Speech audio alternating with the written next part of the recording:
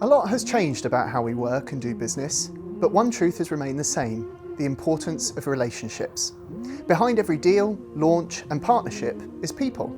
So what does it take to build successful business relationships in a world of hybrid meetings, endless emails and fast-moving change? Today we answer the big question: what's the secret to stronger business relationships? Who do you think gets sued most? You'd be surprised. It's not the doctors that make the most mistakes.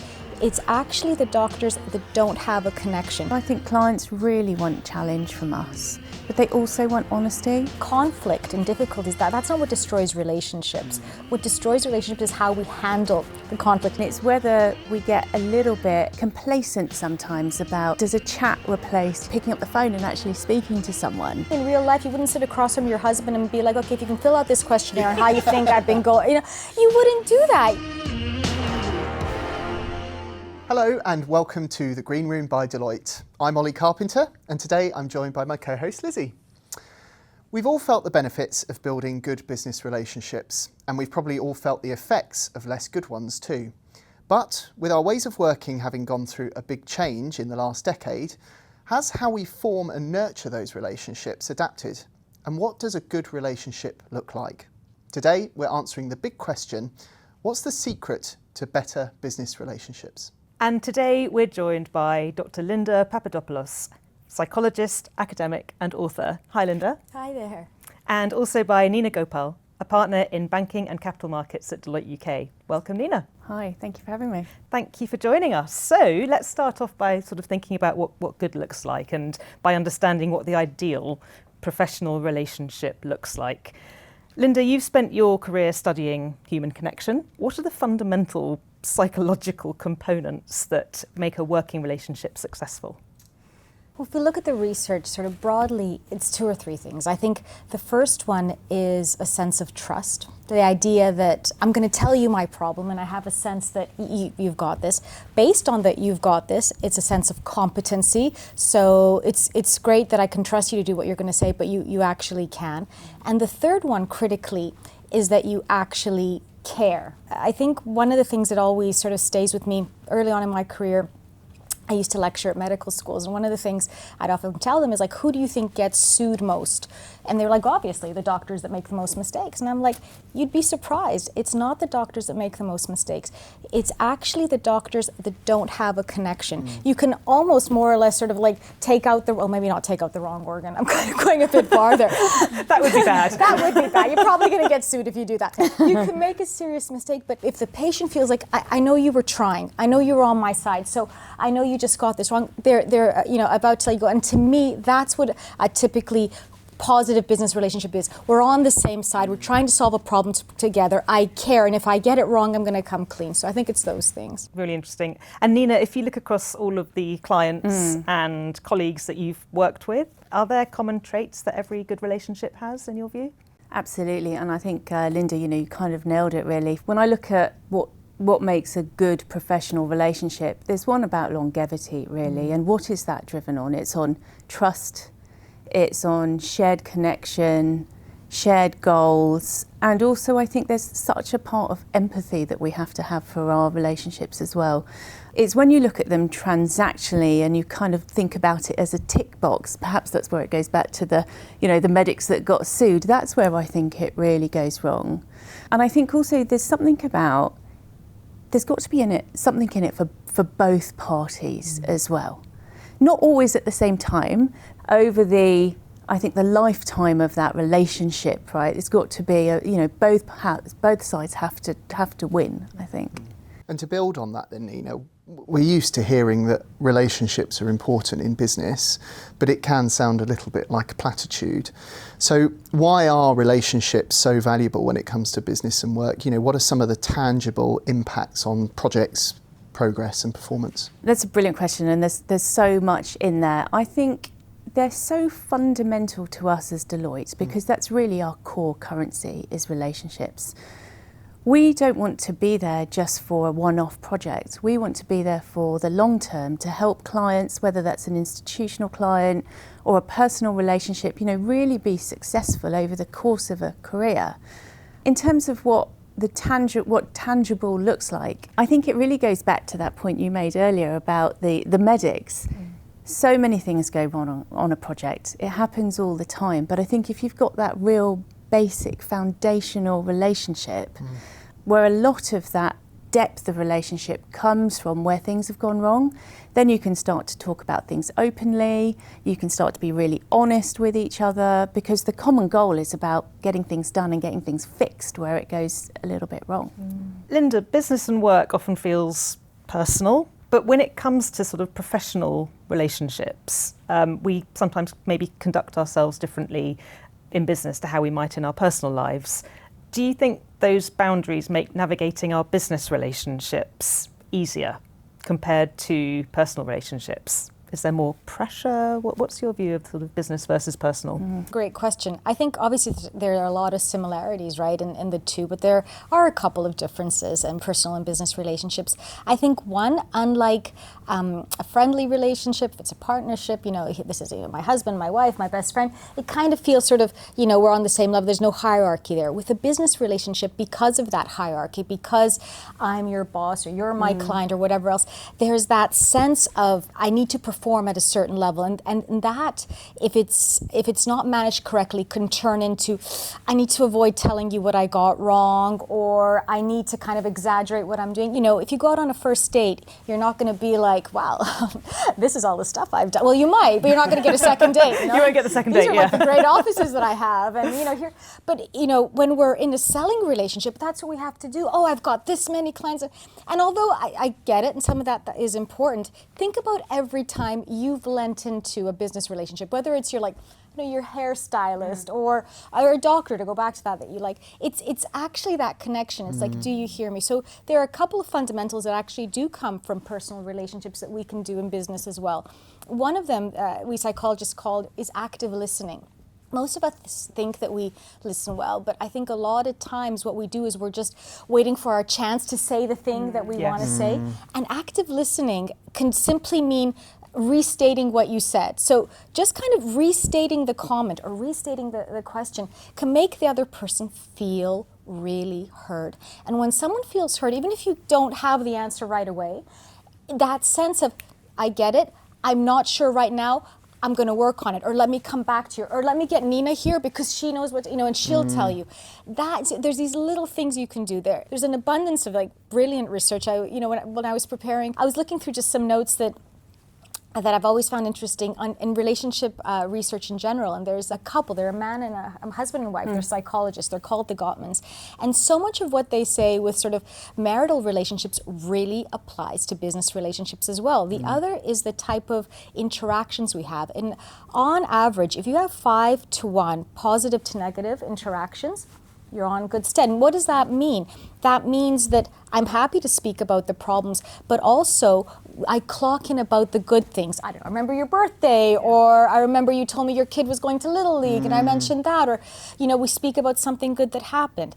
The other thing that they often speak about are bids for attention. Many times with our friends, with our partners, we'll say, oh, I like that color pink. And if Nina just notices and says, oh yeah, I bought a blouse that color, that means something. She just looks at me and kind of goes, and doesn't really notice. I'm like, okay. Yeah, and that makes me feel wanting. So these bids, and sometimes your clients will give you these bids for attention that in your need to kind of keep things structured maybe, and you don't notice. So there's a lot of that overlap, which really is fascinating.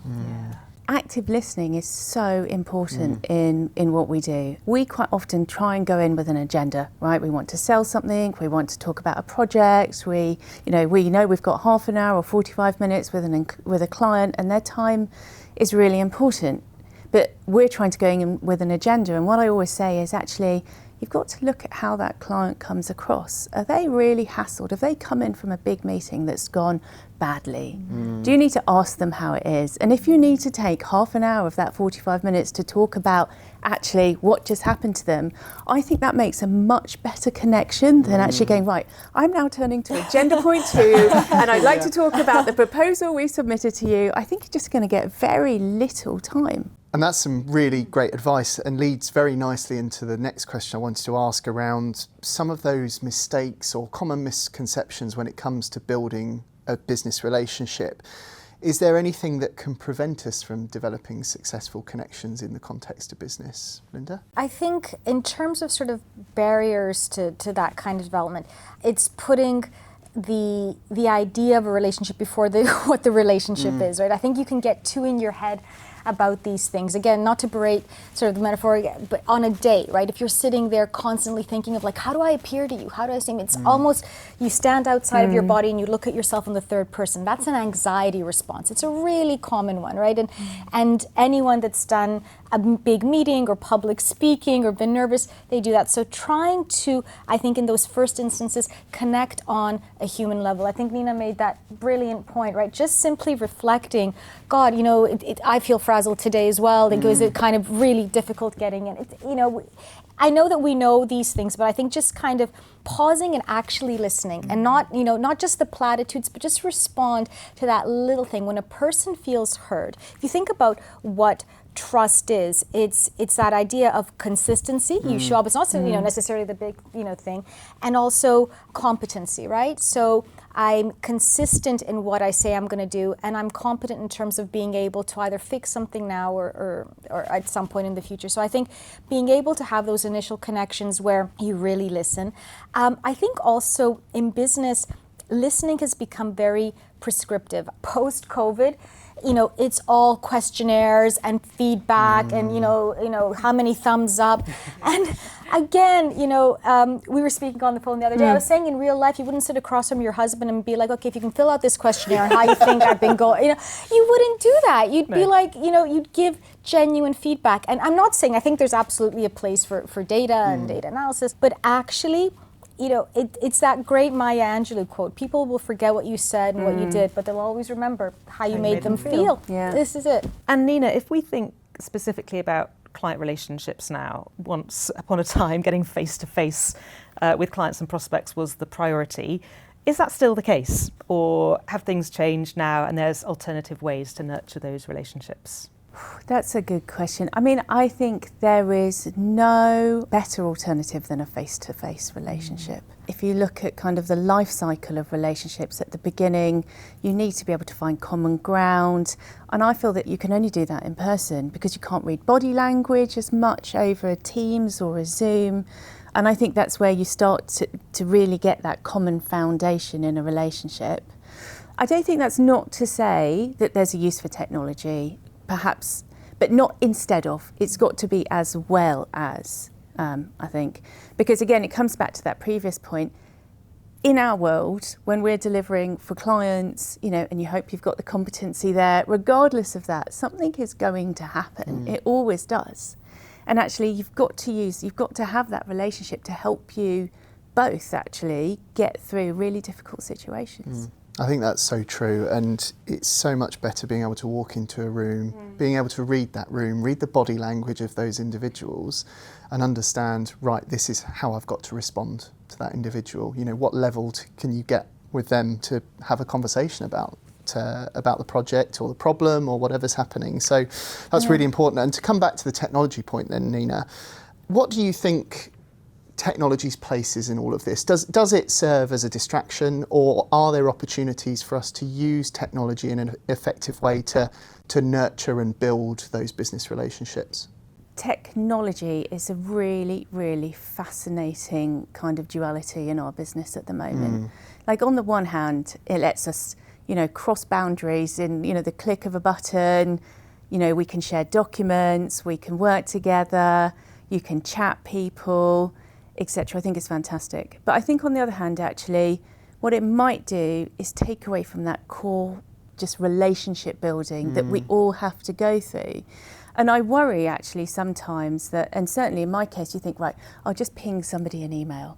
But actually what you need to do is go and have a conversation with them. I find it a little worrying that that there is this reluctance almost just to make a phone call now. Yeah. There's so much reliance, isn't there? Yeah. We obviously we use Teams, and you can see if somebody's busy because there's a red spot next to their name, so you don't want to disturb them. But that red spot might stay there all day, and if you never call them, well, you never get in touch with them. You're never going to have the contact. So there's a place, isn't there, just for making the call. And again, it's this idea, the difference between the purposeful and the ad hoc, right? And it's almost as if, oh, well, you called me, well, you know, what is it? And sometimes there is like, I need to know this or that. But sometimes there's stuff that comes out of a call that's a bit more ad hoc or face-to-face that you didn't even think you wanted. You know, if you look at all of the research sort of post-COVID, one of the things that we were missing were these sort of moments where we bounced off of each other and came up with ideas that we didn't even know we needed to. And thinking is good for your brain. Being uncomfortable is good for your brain. Constructing the email or the conversation opener that makes you feel really anxious is good for you, not just for relationships, but for you, for your ability to then connect further on. As you were saying, Nina, there's a difference between like I'm writing this and I'm using this AI to kind of help supplement to kind of just like outsourcing it. And I wonder what we're going to see kind of in terms of that generational shift as these things change, because if efficiency, right, what is the cost of efficiency? Is it relationships? Is it really kind of developing humans that understand what's going on? And it might very well be. And so, Linda, if we then widen the lens a bit more and look at the world more broadly, you know, there's lots of uncertainty at the moment. There's frustration and at times quite a bit of polarisation. Do the external factors affect how we feel about building new relationships or maintaining existing ones? Are there elements there that you think will just cause issues with building those relationships? That's such a good question.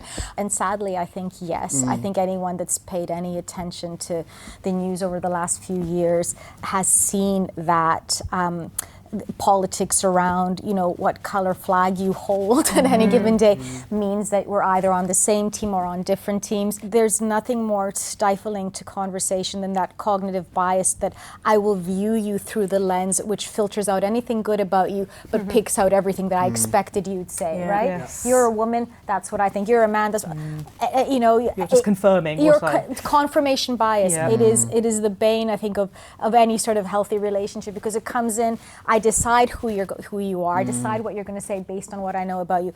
And then even if I get an abundance of things to the contrary, psychologically, I'm so committed to that view that I don't listen. And that's why, again, in relationships, that active listening, I know it's a basic one, but it's really important. So, Nina, it's also a challenging time for businesses right now for a lot of reasons. But how is that wider context impacting and changing our professional relationship? Is it changing what clients expect or want from their suppliers? I think the wider context has a massive impact in terms of both what clients expect from us and also how we respond as well, and what's expected from us, like you say.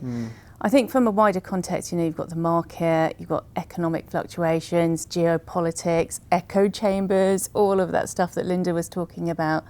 But in terms of what they expect from us, I think it almost transcends the kind of standard traditional relationship now. I think it's about partnership, joint goals, it's about strategic advice and challenge as well. So I think our clients are really looking for that next level. And also then when we get back to the technology point, it's about the speed of that, right? How quickly can you get it to somebody? How are you going to be able to respond in an appropriate way? But then if I look at the other side of that coin, you know, you said, you know, business is challenged at the moment across the board. And how does that make one as an individual respond if you're under pressure, right? Are you just trying to, you know, take the shortcut, just get something else out, chat someone rather than actually pick up the phone? So I think there's all of those complexities kind of swirling around right now as well. And there's been such a changing nature, hasn't there, over the years, with sort of the always on culture. You know, we've talked a little bit about people coming and being frazzled. When we think about the challenges our clients might be facing, yes, there is the wider context and the current environment, but just the day-to-day grind, it's really hard. But I think that's where the empathy comes from, right? Absolutely. That we need to really understand what their situation is at a bit more of a fundamental level, right? What are the pressures they're under, both institutionally but also individually? How is that person feeling? How does it make them show up? You know, if anyone's a little bit short, I think we've got to be a little bit forgiving and just try and understand what is behind that actually, rather than just perhaps jump to a conclusion. We did a previous episode on networking, and one of the topics that came up was authenticity, and that feels really relevant to this conversation as well. Do you think it's possible for a relationship which is kind of built on commercial goals, as it might be with a client, ever to be truly authentic and honest? And how do we build that authenticity so that it doesn't feel sort of transactional? Linda, do you have a view on that? I don't think you should hide away from transaction. I think you can have your cake and eat it too, actually. I think you can be authentic in that I understand this is a business relationship. We're both going to gain from this. But at the same time, I want to be clear that I really do care that we do this in the most, and whatever that thing is, the most ethical, the most efficient, the most... So I think actually it's almost inauthentic to deny the transactionality of a business relationship, because you're not buddies, you're not kind of married, you're not. The point of any healthy relationship is that it adds value to your life in some way. So some of our friends add value by, we can cry on their shoulder, some of us make them, us laugh. Our business partners, they allow us to create things, to build better, to have better lives. And I think being unapologetic about that, while at the same time, doing the basics, adhering to that consistency, the boring stuff, adhering to the competency, adhering to the consistency, while checking in. And I think that to me is what's genuinely authentic. And I think that's where I think a lot of companies sometimes get it wrong. They pretend, they kind of veer into these other situations. I'm like, what are you doing? Like, you created an amazing workout shoe. You don't have to solve my psychological problems. Just give me a great shoe and tell me that that's what you're there In for. striving to be authentic, you come across as inauthentic. Yeah. I guess that's the challenge, isn't it? I love that, actually, because I think in a way that almost takes some pressure off. Not every relationship has to end up as being best friends, right? Or going to somebody's wedding. If you're lucky, you might have a handful of those, right? I guess as a business relationship, but it does have to have some common ground, right? Both parties have to get something out of it. And for me, personally, I think it has to be authentic. What do Nigella, Ed Balls and Gordon Brown have in common? They've all contributed to Soup for Good, a cookbook for a cause. It's been created by Cook for Good, a social enterprise Deloitte is proud to support as part of our social impact programme, 5 Million Futures. Every purchase supports the incredible work that they do, tackling food insecurity, social isolation and barriers to work on a social housing estate in London. Find the Soup for Good cookbook on the Cook for Good website and discover how a simple, delicious bowl of soup can make a world of difference. Head to cookforgood.uk. If we then sort of take a step and look into the future then and think about, I guess, next practical steps that we can all take to be better at building business relationships, what are some of those practical steps, Linda, that we could take to improve how we connect with people at work, and what do we need to learn about ourselves to build stronger business relationships? Is there anything in terms of working style or things that you've seen in your time and your career that you've seen work really well? Part of the psychology around sort of this idea of being invested in something's important. So it's called the IKEA effect. The reason that we love our IKEA furniture is because we really hate building it, but we also feel really good at that wonky table. One of the things we might do with our clients is kind of involve them in the process, involve them in the decision making. I'm a terrible cook, and one of my girlfriends last week, when I make cakes, she's like, you do realize they only get you to put an egg in because they want you to make you feel like you've done something you didn't have. I'm like, yeah, but I couldn't love that. But she's right. I crack the egg and I'm like, I made this cake. This is amazing. So get them to help crack it. Maybe don't just get them to help crack an egg in a kind of obnoxious sort of, you just do that. But get them invested. It's that IKEA effect. I think that's very important.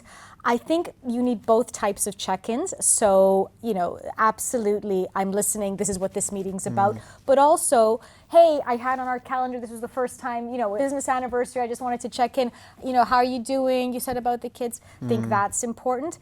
And always, and I think this from trainee right up to the top, learn to listen. I think those would be my big three. I love what you were saying about involving, being involved in the process, talking about being involved in a bid, for example, for some client work. And at the end of the day, you want to win. Of course you want to win, but you want to win in a way that you both feel good about, and therefore a way in which you've co-created through the process. And we know that when something's a little bit harder, we become more emotionally invested in it. If you had to help come up with it. So thinking about how you involve your clients from the inception, checking in around what it is they want, I think that is like a wonderful foundation. Yeah. You use the co-creation word. It's slightly consulting jargon, but I actually believe in it because, especially now, going back to the previous point, The world is changing so quickly, technology is changing so quickly, the solutions that our clients are thinking about is changing so quickly, is that you don't always have the perfect answer, actually. So I think it's really important to bring the clients on the journey, get their advice, get their thoughts, because they do trust us with some really fundamental problems around their business, to your point, Lizzie, right? And I think we have to get involved, and that comes back to that partnership piece for me as well. Yeah. And Nina, Deloitte, as you will know, uses a system called business chemistry, and there are many other similar personality tests and categories out there. But what role can those systems play in relationship building, and how can we use them to our advantage? I love business chemistry, I have to say. It's a business behavioural thing, actually, like how do you show up? For example, if you're a driver, it's called, you want to know the solution and the facts really quickly, you're going to be less around the small talk piece. And so if you're going into a meeting with someone like that, you know not to draw, you can see really quickly if someone's getting impatient, you know, to cut to the chase, etc. So I personally think they're brilliant. That's actually. fantastic. Yeah. It's interesting, when I work with business leaders in the past, one of the things that I look at are attachment styles. We speak about this with parenting a lot, don't we?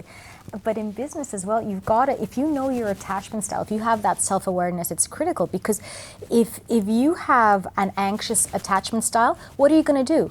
You're going to micromanage it. What are you doing there? Can I take a look? You're like, do you want to show it to me? If you have an avoidant attachment style, you're going to be like, can I talk to you? I'll be like, oh, I'm sure it's fine. You're great. No, you do you. So knowing your attachment style will help exactly that, your responsiveness and your reactiveness to the people around you. So this is one of those cases where knowledge is absolutely power. It's the self-awareness part, isn't it, actually, in terms of how you show up. And I think that's incredibly important, because you can be someone who loves a spreadsheet, loves the facts and figures, is very logic and analytically driven.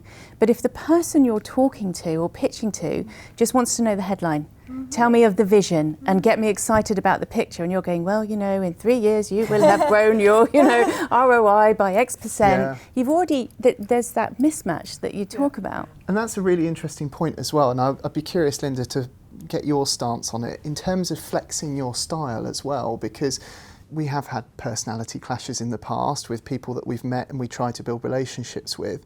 So there's something to be said there around, if you're meeting someone for the first time or you're trying to build a relationship with someone, you might need to flex and adapt your style to either match them, but you want to do that also in an authentic way, right? You absolutely do. And listen, I think what's really important to kind of note here as well is that conflict and difficulties, that's not what destroys relationships. What destroys relationships is how we handle the conflict and authenticity. So we shouldn't be afraid. It's such a good question, Ollie, of those differences, or indeed of that conflict, whether it's in a marriage, in a friendship, or in a business relationship. It's the resolution of which. And what you don't want is to win an argument, or when you want to get to a better place of understanding.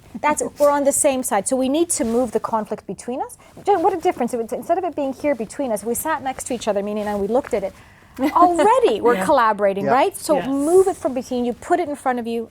And then continuing this sort of practical steps and moving through some significant moments in working relationships.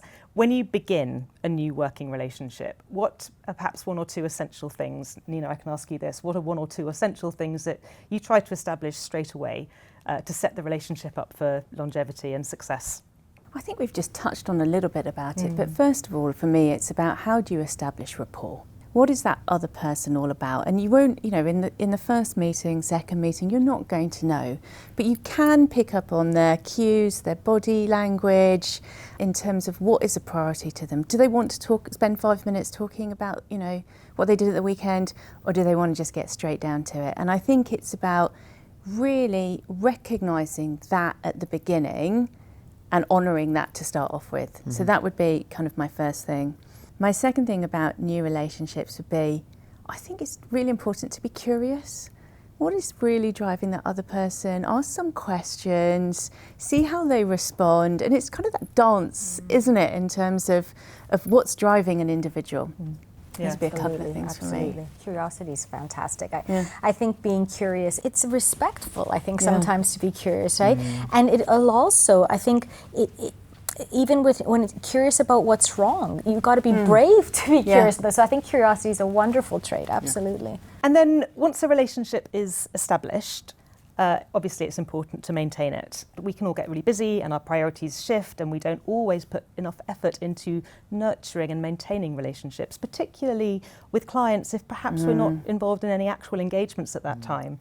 How do we show our relationships, our contacts, our work peers that we value that relationship, but obviously we have to balance it with everything else that's going on in our day-to-day lives? What's your view there? I think we need to do stuff that doesn't feel performative. I'm laughing because I remember when my daughter was in her last year of high school, and it's all the pressure they're applying. And she called me up one day and she's like, "Mommy, they brought puppies in, and like puppies are cute, but I just need to study." She's like, and everyone's like, "These damn puppies are adorable." Now we feel worse that we can't be around the damn puppies because we have all these. And I was just like, and you could see, and I was like, probably someone like me was like, "Bring puppies in. This would be great psychologically, the puppies." But actually, it would have been way better if they were like, "Girls, you know what? No classes, so you can just go off and study and like have the time that you need because this is what you're worried about." So there's a difference between sort of these reactive sort of platitudes and performative nature and responding to what's actually going on. So you're right, a relationship's like a plant. You don't kind of say, "Great, we're friends, we're business partners," and you leave it there. It needs the sun and the water. And what is the sun and the water? Well, to me, the sun is, again, checking in, listening. What is it that you want? Actively listening. And then the water are those moments where you show that you care, you nurture it in some way. And that only comes as if you've really clocked what is the pain point here, what's going on. What about yourself, Nina? What's your view from a work perspective about sustaining those relationships, perhaps with clients? I think it's really hard, right, in terms of the volume of relationships that you have to keep on a professional level. It's, your team, your clients, everybody around you, etc. What I would say, though, is I don't think anyone should beat themselves up for not having, the time necessarily. But what I think is really important, it goes back to that authenticity point, which is if you have thought of someone and you thought, "Oh my God, I haven't spoken to you for ages," why don't you tell them, right? Why don't you just say, "Look, I'm really sorry. I've been completely snowed under, but I saw this and I thought of you," or "I'd love to catch up for a coffee." So that's one thing I would say. I'd also say some of the best relationships that I have is when you've turned up when there's not actually anything on the other side. When a client's going through, you're hearing the news, is an organisation having a problem, is there a takeover, have you checked in? They'll need some help. Where we've turned up, even when they've said, "Look, I haven't got any money for you right now, I haven't got a budget." But whether you can be there and provide them something that actually is really genuine, those are the moments that have transformed a relationship for me, I think. Yeah, absolutely. Yeah, I've spoken to a number of clients in the past few months where, they've told us the money's not there, we can't spend it with you, but actually they've appreciated the fact that I've been reaching out to them to say, "Hey, there's this event coming up, it'd be great to have you come along," or "It'd be really good just to have a catch up and find out what's been going on." And they really value that sort of interaction, because it goes beyond the commercial aspects of the relationship. So something that never gets easier, no matter where we are in our careers, is having difficult conversations. And they're something we all have to face in our professional lives, be it about performance, project changes, or financial challenges. But Linda, if we focus on challenging conversations between colleagues, what can we do when we're in this situation, and how do we tackle important issues but still preserve that good working relationship? When we're having difficult conversations, I think what's important is to remember balance around people take negative feedback when there's some positive feedback around there, right? So the idea of acknowledging what is working to start off with, being solution focused rather than problem focused. And what I mean by that is you can define what the problem is, but then also have at the ready what the solutions are, what the potential solutions are. Give the person an off ramp to be able to do that. Again, we're much more likely to respond to negative feedback if we feel a sense of volition, right? So a sense of internal locus of control. So there's something that you can do about it. The third thing that people really value is the fact that we're working together. Like the example we spoke about earlier, taking the problem between us and putting it in front of us. We're on the the same team here. This isn't about me chastising you. I think finally, but really critically, is asking the other person's sort of point of view of what they see their way out. I think this does a couple of things. I think number one, again, it invests them in the solution, which is critical. But I think on the other side of that as well, what it allows them to do is feel that their opinion matters. And even though they may have gotten something wrong or things might not be working, that there's always a solution to any problem. And again, being solution focused to these things is critical in my opinion. That's really good advice. And Nina, when we translate that then into what we do when we have difficult conversations with clients, how does that work? Because there's often a different dynamic there and differing business considerations to factor in, and we don't want that relationship to break down. So how do we navigate that without damaging the core relationship? The process or the framework that you just articulated is really important, and perhaps it's doing that without having actively thought that that's what it was, but it's about sharing the problem, right? I think that first of all, you've got to be really brave. If something's not going well on a project or with a client, if you can see it, probably other people can see it as well, right? No one has, that amazing gift of foresight. So I think it's being brave and acknowledging it, but coming with a solution, like you say, because you can't just go to a client and say, right, something's really awful, full stop. Yeah. You've got to have a solution for it. And maybe there's a couple of solutions you might have, and it's that kind of co-investment again that you talk about, because actually we're doing a project for and with a client. Ultimately, the solution that you're coming has to work for them as well. Yep. And in certain cases, actually, some of the solutions will be quite painful, either on both sides. But again, it's about how do you share, I think, in that for the relationship and the outcome, ultimately. I guess we all learn from our mistakes, but at the same time, that honesty that we show to the client actually adds a lot of value to the relationship, because, they're really recognising that we're showing that honesty to them, right? I think so. I mean, I think clients really want challenge from us, but they also want honesty. And I think we also have to remember that there's, they have other options as well, right? Everybody's got options about there. So actually what makes our relationship different to another's is being, I think, open and honest and just operating with integrity around some of those things, actually. Just looking ahead, how do you think professional relationships will change in the next, say, 5 to 10 years? What should we be preparing for? Clearly, the advent of technology is outpacing our evolution socially, right? It has. So we've seen how it's played out in personal relationships. I don't think it's a leap to assume there's going to be this problem in the workforce. We need purpose in life, in whatever we're talking about, and I think the advent of technology is going to mitigate the purpose a lot of us feel, because we're going to be, asked to kind of have to justify just why you and not something that's just works all the time. So I think it will absolutely come down to relationships, because actually you're not going to be as fast or as efficient or as as a machine. As your AI colleague, right? You just aren't. No. There's no way. All we have is that, and I think, I often say that I think humanity depends on the conversations that we have, and I think these are really important to be had now. And how do we prepare for it? I think the conversation today is a good start, right? Yeah. Sort of leaning into, why are, relationships in business important. I think making decisions that are sustainable, not for just ourselves, but for our kids. Again, I love my job, but there's nothing worse than sitting across from somebody that feels that, they have no purpose because it's taken, and we're kind of designing a world, we're kind of headed in that direction.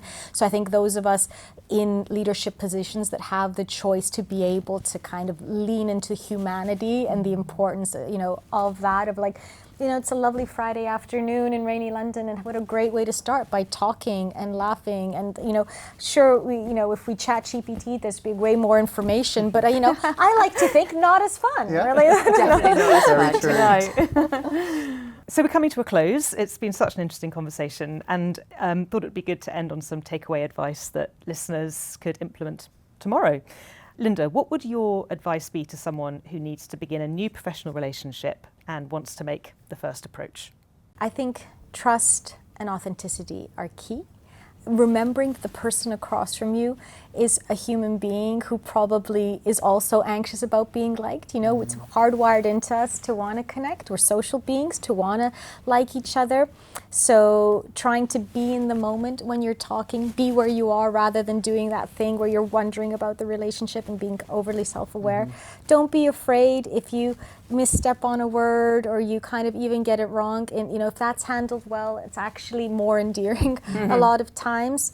I think, you know, be aware of your biases. You know, I think very sadly, and we touched on this earlier, but we kind of go in, whether those biases are about ourselves, people aren't going to like me, you know, I'm not well trained enough, or I'm not articulate enough, or whatever it is, or biases about the other person.